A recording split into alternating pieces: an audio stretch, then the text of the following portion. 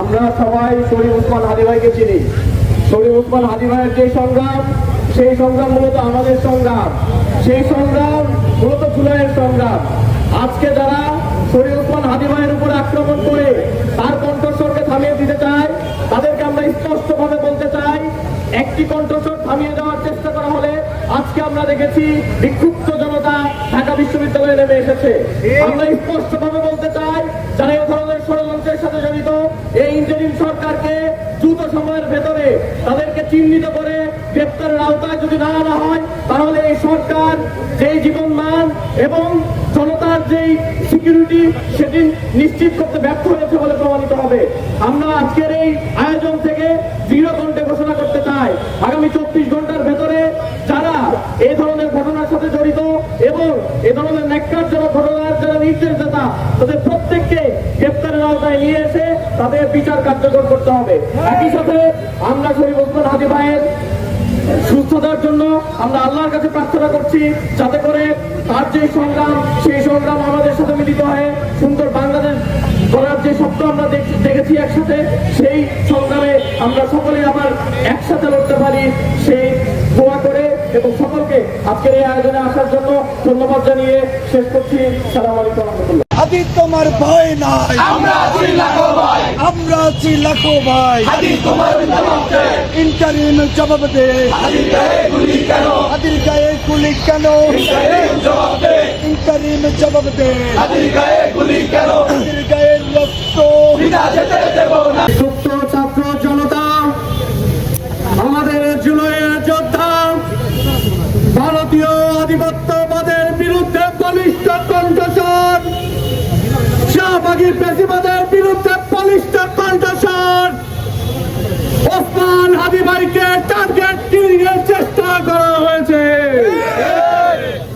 শরীফ ওসমান হাদী শুধু একজন ব্যক্তি নয়, শরীফ ওসমান হাদী আমাদের জুলাইয়ের যোদ্ধা। আমাদের জুলাইয়ের যোদ্ধাকে হত্যার চেষ্টা করার মাধ্যমে এই বাংলাদেশকে ব্যর্থ রাষ্ট্রে পরিণত করার ষড়যন্ত্র হয়েছে। আমরা পতিত স্বৈরাচারের বিভিন্ন অপচেষ্টা লক্ষ্য করছি। নতুন বাংলাদেশকে আমরা গণতান্ত্রিক প্রক্রিয়ার মাধ্যমে, তফসিল ঘোষণার মাধ্যমে আগামী দিনে আমরা যখনই এগিয়ে যেতে চাচ্ছিলাম, সেই সময় আমাদের জুলাই যোদ্ধা ওসমান হাদীর উপর এইরকম আক্রমণ প্রমাণ করে এই বাংলাদেশকে বারবার ব্যর্থ রাষ্ট্রে পরিণত করার চক্রান্ত চলছে।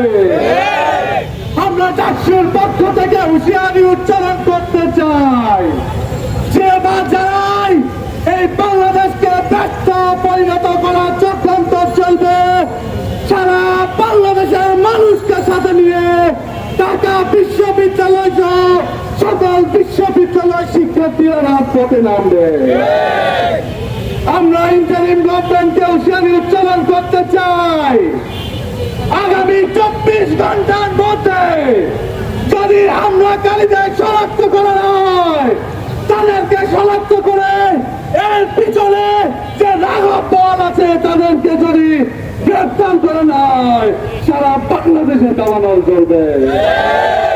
আমরা সকলে ওসমান হাদী ভাইয়ের জন্য আল্লাহর দরবারে দোয়া করি, আল্লাহ রাব্বুল আলামিন আমাদের ভাইকে আমাদের মাঝে ফিরিয়ে নিয়ে আসুন। আল্লাহ রাব্বুল আলামিন ওসমান হাদী ভাইকে রাজপথে ফিরিয়ে নিয়ে আসুন। সকলের কাছে দোয়া জানিয়ে আমার কথা এখানে পরে যদি আমাদের আবার রক্ত দিতে হয়, সেই জুলাইয়ের রক্ত সৈনিককে যদি রক্ত দিতে হয়, তাহলে আমাদের জুলাইয়ের সার্থকতা কোথায়? জুলাইয়ের পাওয়া আয়োজিত নতুন সরকার, তাদের সার্থকতা কোথায়? আমি আবারও ঘোষণা দিতে চাই, একটা কথা খুব প্রচলন হয় ফেসবুকে, আপনারা দেখবেন যে জুলাইয়ের যারা রক্ত সৈনিক তাদেরকে হামলা করা হবে, তাদের রক্ত দিতে হবে, এরকম একটা কথা প্রচলন করতেছে কথিত ফ্যাসিস্টের দোসররা। আমি স্পষ্ট করে বলে দিতে চাই, জুলাইয়ের একজন অগ্র সৈনিক এক ফোঁটা রক্ত দিবে না। কোন অগ্র সৈনিকের জুলাইয়ের কোন শক্তি, আপনারা জানেন জুলাইয়ের আমাদের এক ভাই দুদিন আগে চট্টগ্রামে হত্যার শিকার হয়েছেন। আমরা স্পষ্ট করে বলে দিতে চাই, জুলাইয়ের কোন শক্তি বা বাংলাদেশের যে কোনো মানুষের সর্বোচ্চ নিরাপত্তার ব্যবস্থা করতে হবে। অন্তর্বর্তী সরকার যদি, বিশেষ করে অন্তর্বর্তী সরকারের স্বরাষ্ট্র উপদেষ্টার কথা বলবো, তিনি একজন আপাদমস্তক, আমি বলবো ব্যর্থ উপদেষ্টা। সে 1.5 বছরে যে অবৈধ অস্ত্রগুলো আছে সেগুলো তারা উদ্ধার করতে পারেনি, এবং ভারত থেকে অস্ত্র আসার কথা বললেই তারা এটা নিয়ে হাসি তামাশা করে। কিন্তু আমরা স্পষ্ট দেখতেছি, যত নির্বাচন ঘনিয়ে আসতেছে এই অবৈধ অস্ত্রের ঝনঝনানি দেখতে পাচ্ছি। আমরা ডাকসু থেকে বলে দিতে চাই, এই অবৈধ অস্ত্রের ঝনঝনানি বন্ধ করুন, জুলাইয়ের শক্তিদের নিরাপত্তা দিন এবং একটি সুষ্ঠু নির্বাচন আয়োজন করুন।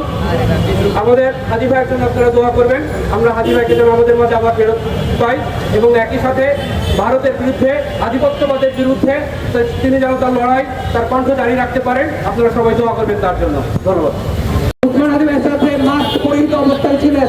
উসমান হাদি ভাইয়ের সাথে যারা ছিলেন তারা জুমার নামাজে অংশগ্রহণ করলেও সেই সন্দেহভাজন ব্যক্তি উসমান হাদি ভাইয়ের গতিবিধি লক্ষ্য করার জন্য নামাজে অংশগ্রহণ না করে সর্বশেষ নামাজ পরবর্তী সময়ে তাকে টার্গেট করে শুট করা হয়। সেই সন্দেহভাজন ব্যক্তিদের ছবি আমরা প্রশাসনের কাছে দ্বারস্থ করেছি। আমরা প্রশাসনের কাছে এই কথাগুলো বারবার বলার চেষ্টা করেছি। তথ্যপত্র আপনাদের সংগ্রহ করার কথা, আমরা সংগ্রহ করে দেওয়ার পরও যদি এই সন্ত্রাসীদেরকে শনাক্ত করে বিচারের আওতায় আনতে যদি আপনারা কাল বিলম্ব করেন, তাহলে ঢাকা বিশ্ববিদ্যালয়ের শিক্ষার্থীরা ঘরে বসে থাকবে না ইনশাআল্লাহ।